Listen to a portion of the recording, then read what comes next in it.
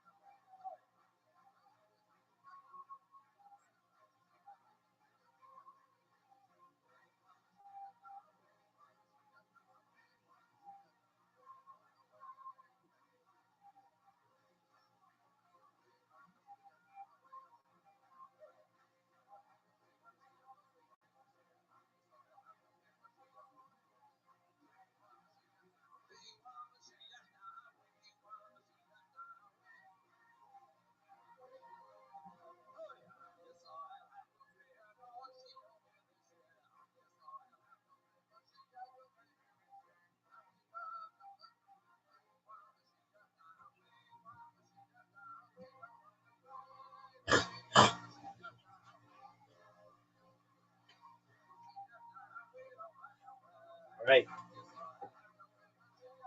Bob, it's our time, son. Yeah. Also,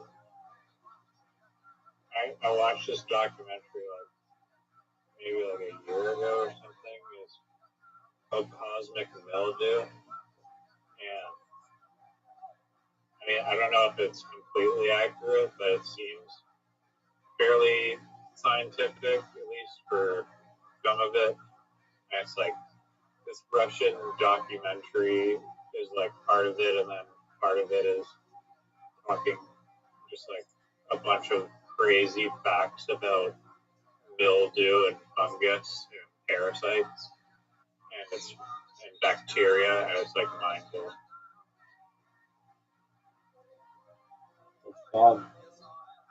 So it's on the list. You know, Mr. Lazar.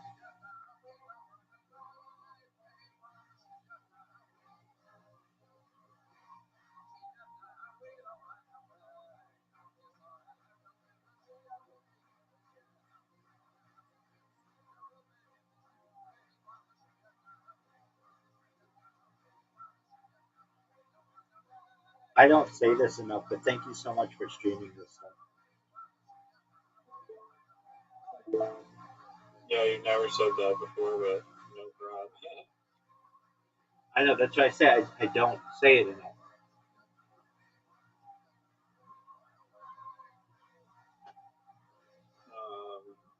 Fuck, do you remember the timestamp for Yeah, 69 minutes. what? 69 minutes. Okay.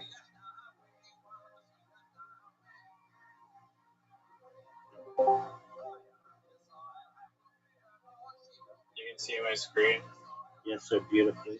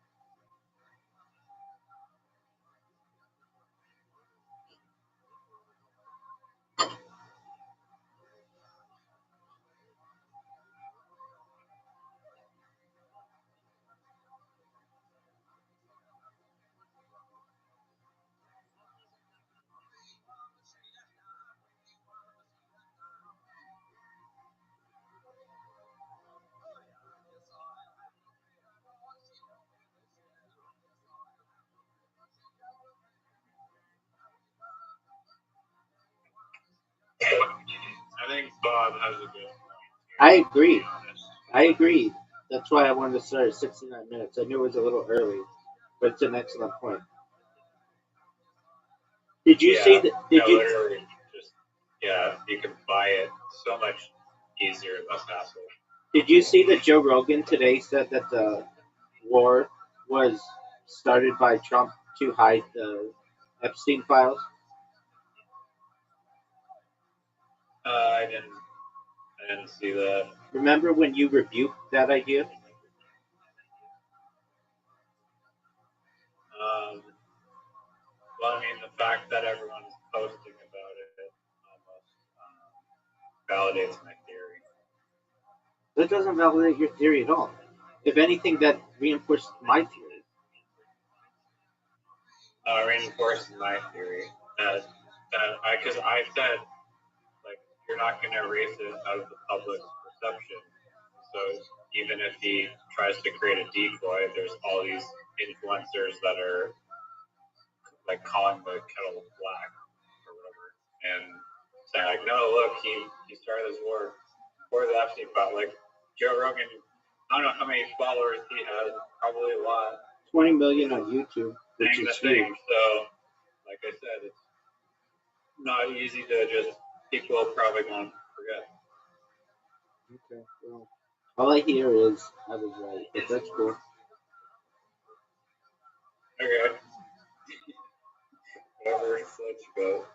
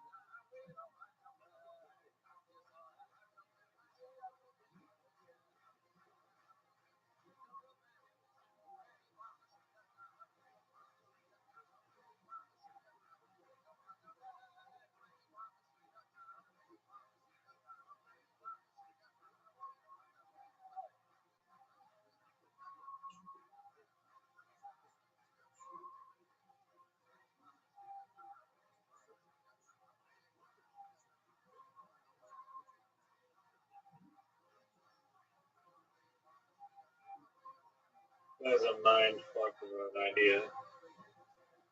What are you saying specifically? What? What are you saying specifically?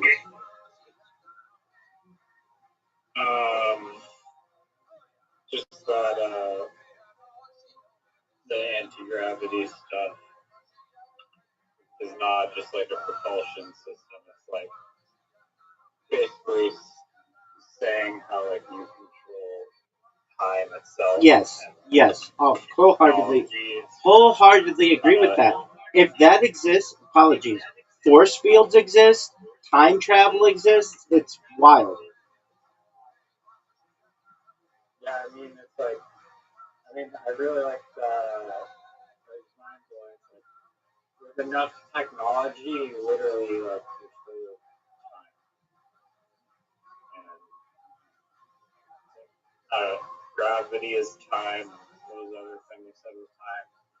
Force field? Fucking, Oh, uh, well, energy maybe. can I rewind that a little bit? Please do. Yeah, it's really important.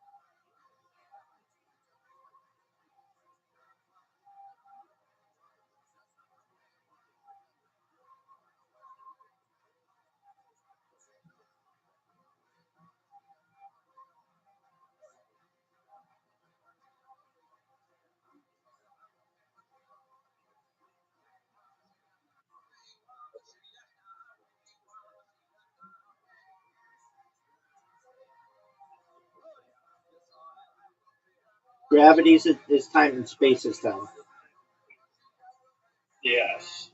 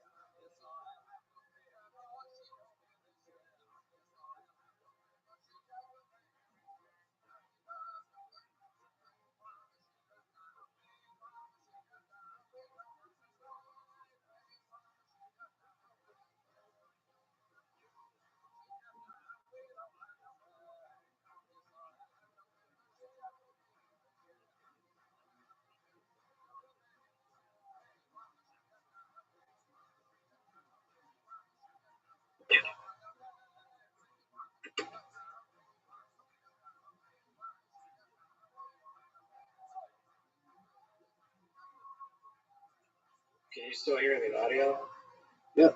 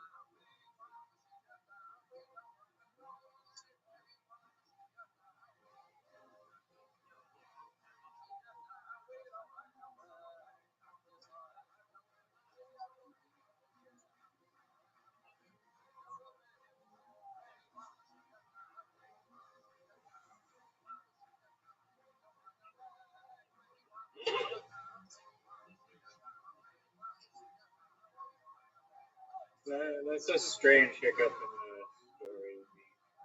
That this guy who was literally like one of the 7 people on Earth that have seen a fucking UFO doesn't give a shit about UFOs. I love that part of it. I absolutely think that that is incredible.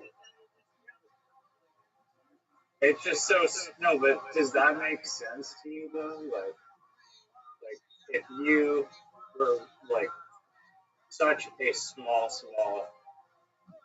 percentage of people that get a glimpse into such like profound technology at these states, why would he not care about other people's UFO reports? Does that not seem strange at all? Or am I crazy? No, not at all. I feel as if he. It's like in my opinion, like a really hot girl who knows she's extremely hot, who just has other interests aside from just banging dudes. I'm sorry. Redo this metaphor. What the fuck are you saying?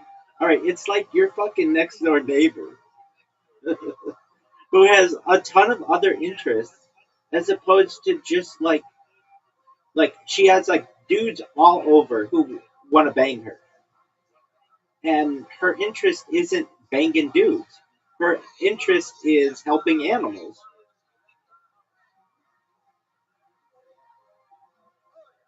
Okay. So that bitch I mean, is that so bitch Bob is. Lazar, So Bob Lazar is like a people just really want hot to give him girl. that UFO dick. And Look, Bob Lazar is like a really hot girl. We'll remove your neighbor from it, but just imagine just a beautiful woman who could be just jumping on every fucking alpha dick in the world and getting really into it and getting married and getting starting podcasts and going on vacation and doing all kinds of stuff like that. But she refuses. She's focused on other things like reading or art or animals or something. That's what I love about Bob Lazar. If he were like, yeah, I touched this thing and blah blah blah blah blah, like I've heard these guys talk before. The guys who are like, I did I did all this kind of stuff. Okay, uh, and then they want to like tell the world about it, and that's cool. But there's something like uh, I go about those cases with suspicious caution, but like still want to hear them out. Bob Lazar's the opposite. Bob Lazar's like, I don't like this subject. I like physics. That's why I was recruited at S4. Not because I was into aliens. If I was into aliens, they wouldn't want me. I was into physics. And that's what's fascinating to me about it. He's I he's more sure, into it. He's more into aliens now than he was 10 years ago or 15 years ago. 10 or 15 years ago, I don't know if he really knew the Betty and Barney Hill. He's been forced to have discussions with people over these things, and they've been like, you need to know who this is. I mean, we'll talk about those cases at another time because they're absolutely fascinating. They're from the 1960s in New Hampshire, and they're about alien abductions, which are absolutely fascinating. But in this case, with the Bob Lazar story, it's like he has his mind on other things, which, in my opinion, makes him even more credible. He doesn't need this. He doesn't need to go on the UFO podcast circuit. He's got his own business. He's happily with it. He's happy in his own skin, in his own uh, privacy, and that's what I think is amazing about him. okay, but I understand that, and I don't think that any of that is wrong necessarily, but I think that even even if you're obsessed with physics, if you see an actual alien UFO technology that he's describing, you probably become extremely curious with aliens and UFO technology because you've actually been one of like the super rare amount of people that have interacted with that technology. And you probably think, oh shit, all of these accounts of people saying all these things are probably real, and the subject isn't just like fiction. There's actually substance to it. And I get that he loves physics, but I think that like 99 out of 100 people, if they actually walked into a room and saw a real anti-gravity propulsion system and technology that's just like hundreds of thousands of years and like more advanced than anything we have, they'd probably be curious and start investigating UFOs more, not just shrug it off and go, man, physics, futuristic physics. Yeah, I mean, there's an aspect of this that is sad to him. He lost his wife over this issue, and he's But lost. how is that the fault of technology? I mean, I guess he was paid to study the technology, but the UFO tech isn't necessarily to blame for that.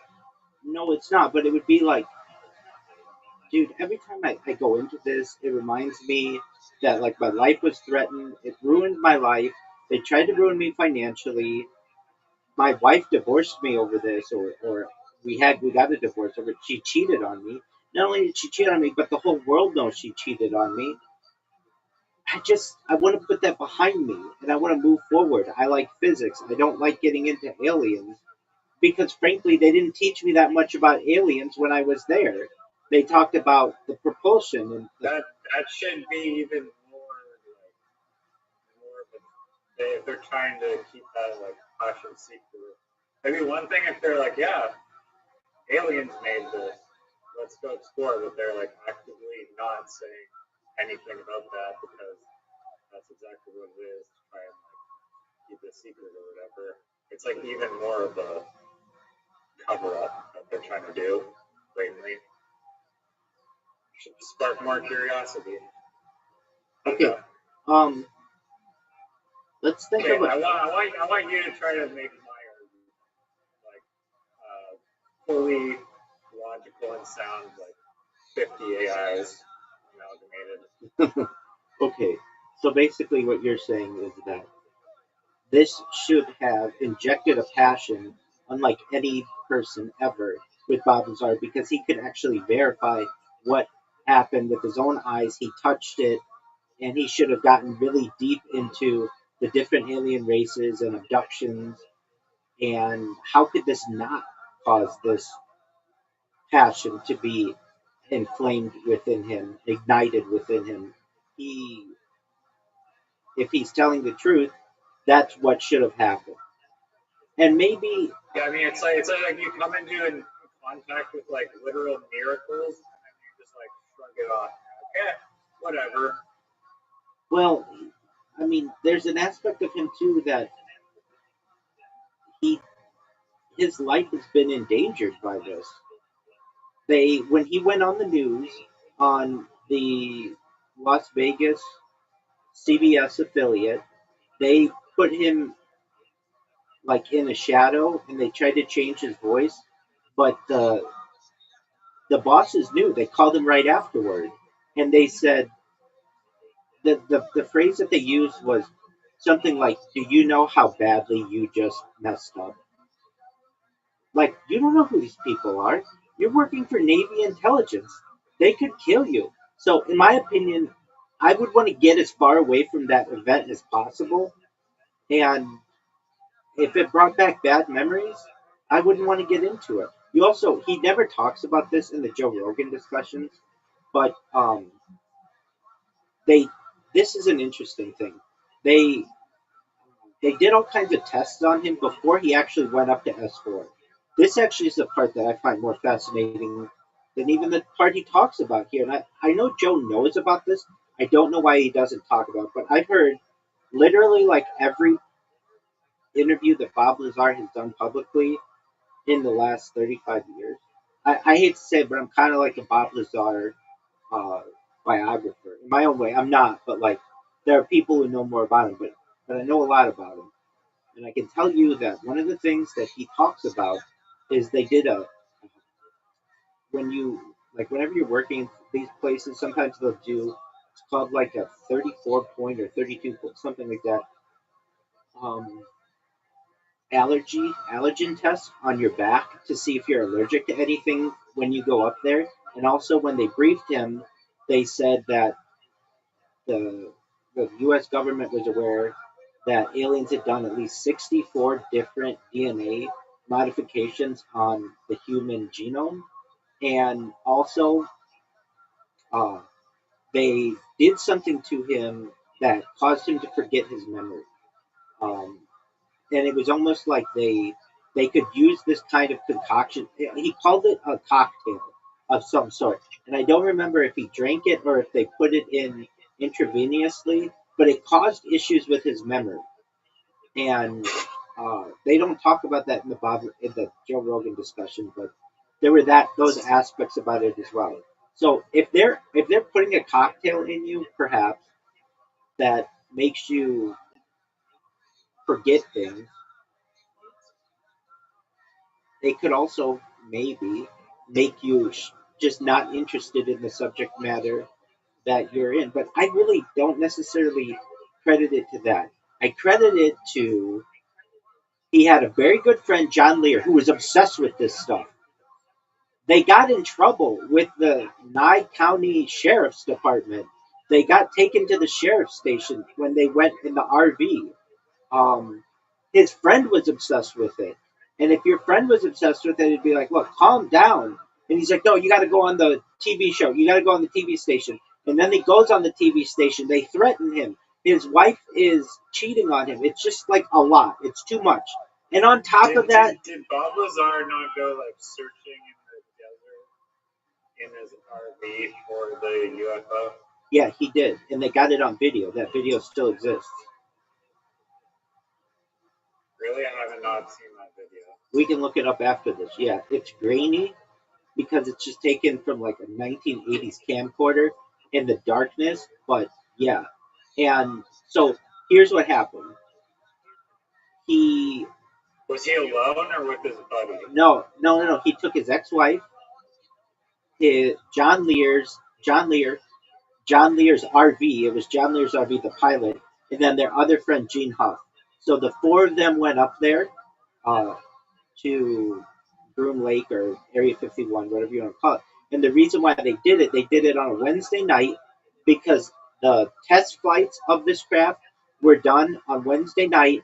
And the reason why they were done on Wednesday night is because that's when traffic in the area on the highway was of the lowest uh, rate. So basically, it was the least populated time in on this highway, and you had to go off the highway to be able to see this. And you'll see it rises up just like he talked about, and that's how he was able to show his friends that he wasn't lying, that this stuff really existed.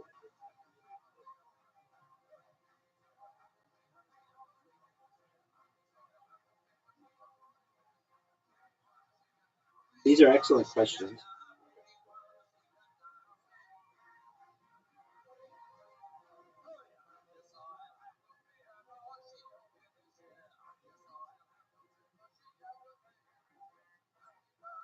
Does that answer your question?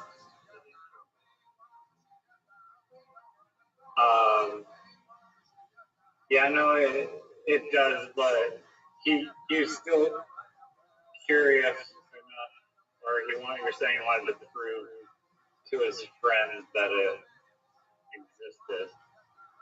I mean, you can ask ChatGPT, like, what are the odds that someone comes across miracle technology and just does not want to care about it?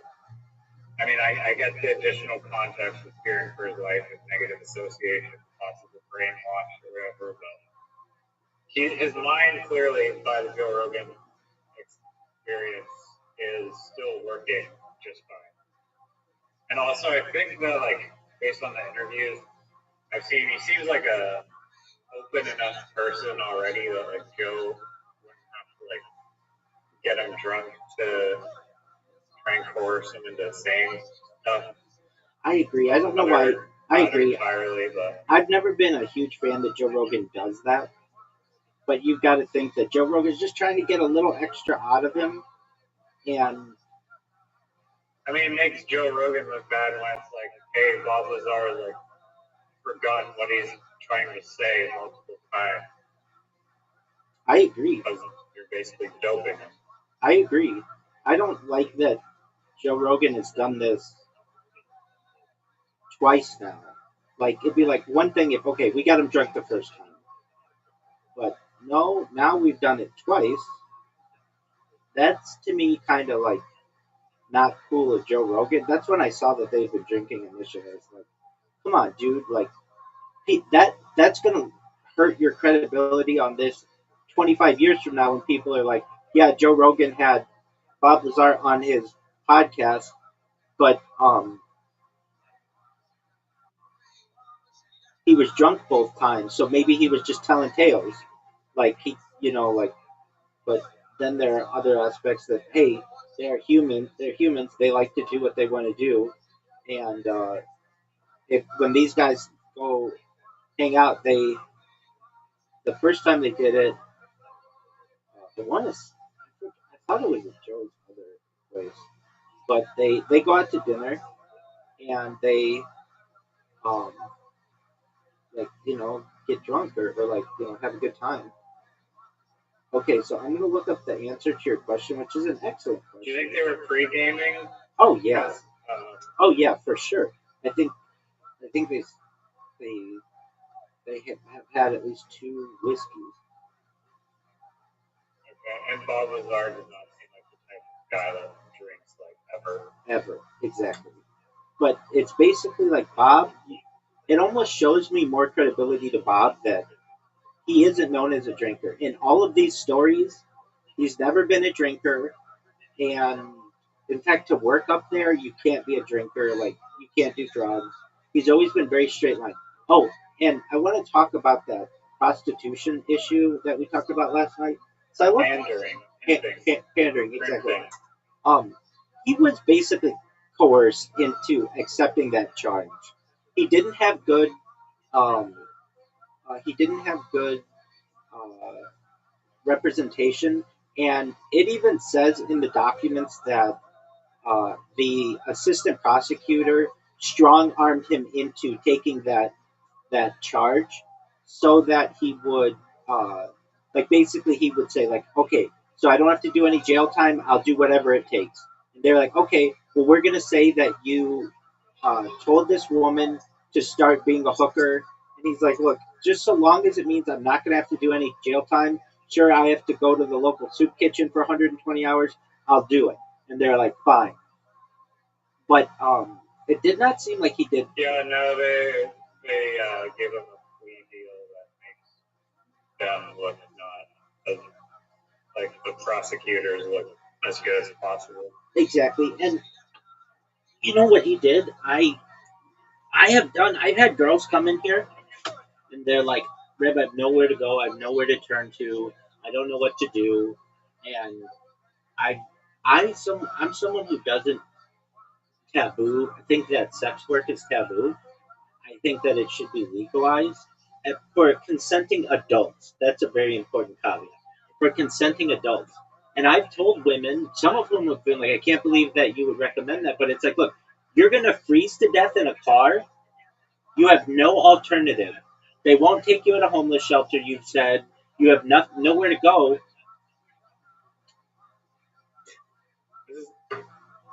What happened to Audie? She used to come Yeah, I had to mute her. She she in here. I had liked her. Yeah, she had some mental issues though, where once every 30 days or so, she has a breakdown, and she sent Miss Aquarius all kinds of mean messages. She sent mean, yeah, and like Miss Aquarius, she's like the nicest lady. Um, and so Audie still watches my streams, and she's welcome in here, but I have her muted. But it was a case of an individual. There have been a few of them where people who like had nowhere to turn, and I'm like, I don't think it's that big of a deal to be an escort. There, and here's why.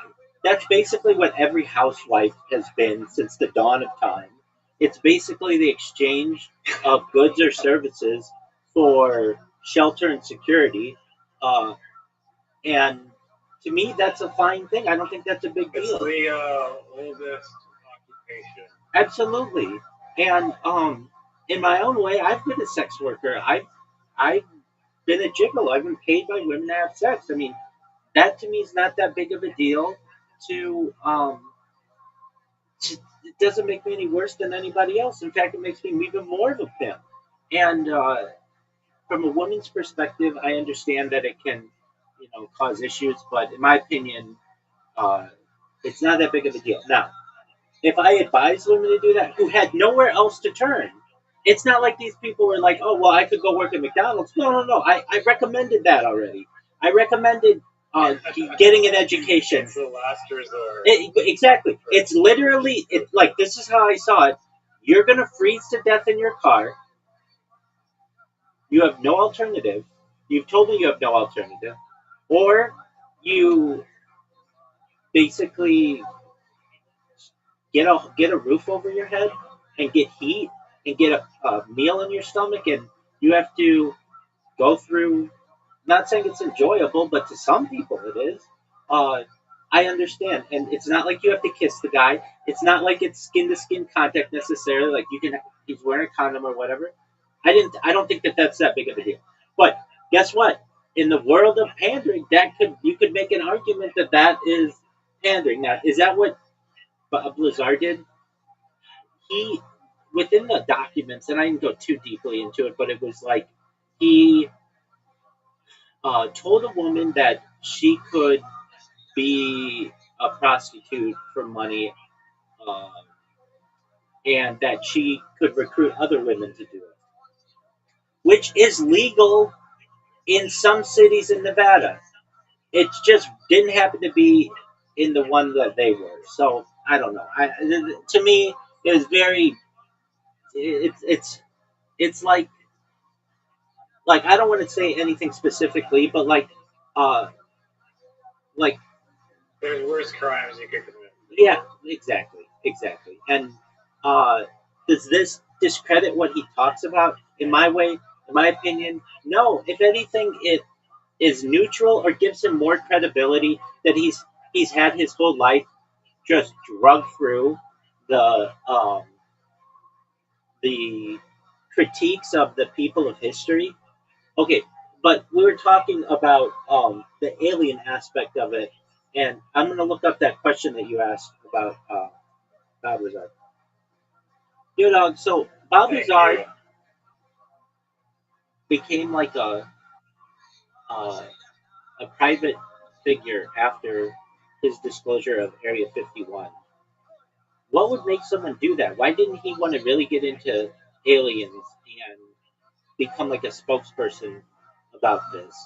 Now, I do know that his life was threatened and that it perhaps didn't seem like it was in his personality. But what other reasons could have been why he did not become a UFO aficionado? Given that he was interacting with new miraculous technology where Yeah. We'll look at that in a second. Yeah. So, Bob Lazar emerged. Okay, claim and motivation withdrawing from public view. But Lazar has repeatedly stated that he did not seek fame, and the public attention complicates his life. In interviews, he said, "I'm not out here giving UFO lectures of producing tapes. I'm not in the UFO business. I'm not the UFO guy. It makes it very difficult for me."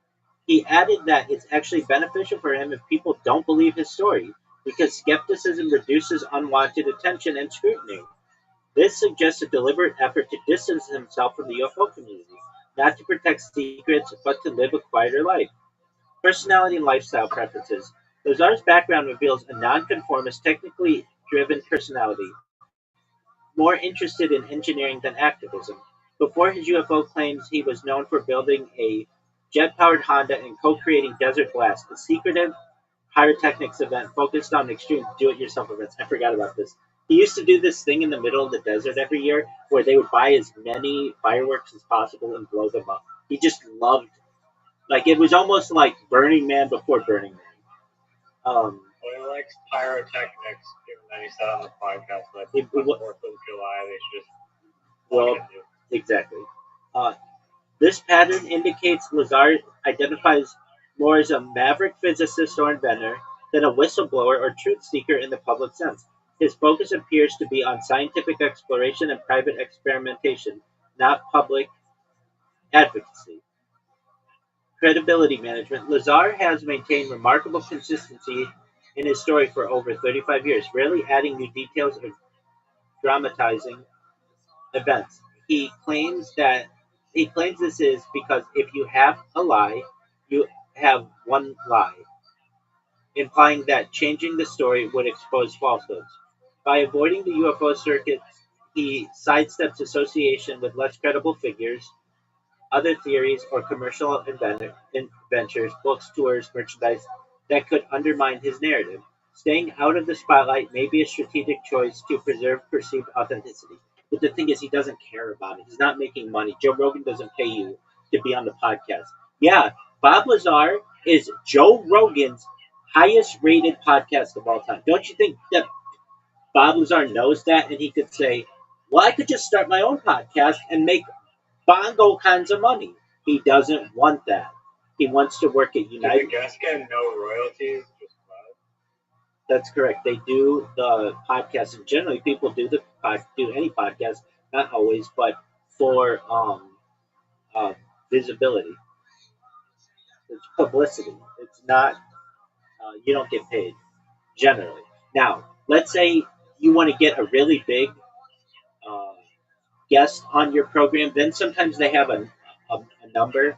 Usually it's like $10,000, $5,000 to $10,000. I can tell you, Fighter and the Kid, to get some of their bigger guests on back in the day, they were paying $5,000 to $10,000, but they had the money to do it then. I can tell you that. Yeah, I can tell you that I personally have paid to be on podcasts. When I first started, I paid people to be on their podcasts. I would go on Fiverr, and people would be like, for $20, we'll interview you. And that's how I got some of my first interviews, because no one knew who I was. And AI didn't exist where you could just look me up. It was like very clouded in who I was, and you couldn't just get a description of everything that I do. So anyway, for those reasons, there you can either pay to be on the podcast if you're a guest who's really small and want some visibility. It can be done for free, or the podcast can pay you to be on if you're a big guest. Does that make sense? Yeah. Now, at least in Joe Rogan's case, the guests are their flight is paid for, and their hotel for like 2 days is paid for, and I believe they get like a per diem, like for their meals. In this case, Joe takes them out to dinner or whatever, and he's going to show them all his toys and his cars and Teslas and stuff. But in the case of Crossbow accuracy on the target. what, yeah, exactly. In the other cases though, like let's just say, like, I don't know, Brett Weinstein, those guys who he has on all the time, they get, I believe, a per diem. They get their flight taken care of. They get the hotel, and then they also get, but they're not paid. They just do it for the visibility. This is an unrelated kind of question. I mean, not really. It's on the subject of YouTube, but do you have a list of like the top futurists on YouTube for like podcast guests and I guess like channels? Off the top of my head, no. I do get people who mention them to me. The best way to get that is just through ChatGPT. Okay. So you don't have like are you in any like futurist Reddit groups or like? Yeah, How do you even obtain the information on people? I'm in a mall. Oh, hey, it's Zoo.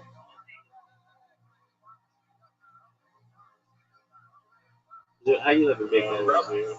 What's up, big dog? Rabbi, What up, big man? are you worried? Yes. I had a dream last night, and it was real. So real. I went to a place, and they told me the cyber wars are coming. They said that eventually one day everyone's messages will be leaked, and every message that you've ever sent will be leaked to the whole world. I agree with that. You agree? Yeah, I've talked about it in the past that, like, if we look at like Rome as a previous civilization, and we look at their documents, enough time has passed that nobody cares about privacy of other civilizations, and so they let these things be disclosed. So yes, I think every communication in the history of humankind that's accessible, and perhaps ones that aren't currently accessible, will be made public to the future generations of the world. Why do they have these? They don't have these laws I think that happens in Australia where your messages after a certain time they can't be used as evidence in court. Well, Well, that's not the same in the United States. it's not. No. Statute of limitations. There's No, it's not a statute of limitations. It's just that you can't prove that someone sent the messages. There's no way. Like, someone could send a message under my name, but unless I show up to the location, there's no way of proving that it was me that sent that message. Okay, well, I don't know about your fancy Australian laws, but in the United States, let's say you committed a crime. Years later, if it is shown that you're the person who sent the communications, charges can be pressed against you. Right. They had a plan. They had a plan to kill someone, right? But I had to send messages, right? But I never went to the location. I sent you the messages. I said, let's meet up and kill this person. We meet at this location, but we never went to that location. You can't prove that it was me that sent those messages. Okay. no. They would gather probable evidence if they looked at your phone's location and it was pinned to like your address or something. Yeah, but someone else could have been in the house. Okay, I mean, but like they could go back to your discussions and say, someone, Zoo talked about doing this, and that person could be a witness to it, and they could eventually bring charges against you. Or they'll look at all the other phones that were, and then you're gonna be like, oh, this person who hacked into my phone didn't bring their phone to my house and then they ran away. I don't know. I mean, it is. I get what you're saying, though. It's not easy to prove necessarily. It's not easy to prove. I can say it wasn't me that sent those messages. Okay, but I mean, you're on my stream. You're on my stream talking about this. So someone may say, "I witnessed Zoo talking about the idea of sending those messages. Perhaps he was the one who sent them." I mean, Zoo, I don't know why you're bringing this up. Because it came to me in a dream where the whole world's going to get the whole world's going to get all that information leaked out of it eventually, and people don't realize. Okay. I know these conversations are being recorded, so I'm careful about what I say. Okay. Are you going to your friend's house? He's coming to meet me now. Are you excited to see him? I'm excited. I'd rather there's a lot of other people I'd rather meet, but we'll do it now. Okay. But the idea that you bring about, like, will everybody's search history and everything be revealed someday? In my opinion, the answer is yes. How long do you think it will happen? Perhaps generations from now. It could happen tomorrow.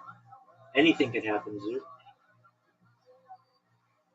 Zoo, I wrote a joke. Do you want to hear it? Yeah, well, Okay. Give me 1 moment. I mean, if the